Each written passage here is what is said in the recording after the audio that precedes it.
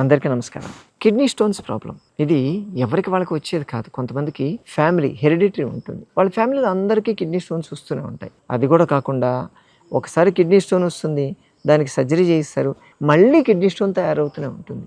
దీనికి కాల్షియం పదార్థాలు మానేయాలి, లేకపోతే ఇవి మానేయాలి, ఏవైనా మానేయండి, అవి మాత్రం వస్తూనే ఉంటాయి. ఇటువంటి వాళ్ళు ఎన్నిసార్లు మందులు తీసుకుంటారు, ఎన్నిసార్లు సర్జరీకి వెళ్తారు? అలా కాకుండా లైఫ్ స్టైల్లోనే ఒక చేంజ్ చేయండి. మీరు దీనికి ఏం చేయాలో తెలుసా? ప్రతిరోజు పొద్దున్న లేవగానే ఒక 100 ml ముల్లంగి రసం తీసుకోండి. ఆ ముల్లంగి రసంలో 1 స్పూను పటిక బెల్లం, మిశ్రీ అంటారు కదా, ఆ పటిక బెల్లం కరిగేదాకా ఉండి పొద్దున్నే పర్రగడుపున మీరు అది తాగాలి. ఇది కంటిన్యూస్గా 40 రోజులు చేయండి. దాంతోపాటు రోజంతా కూడా బార్లీ నీళ్లు తాగుతూ ఉండండి.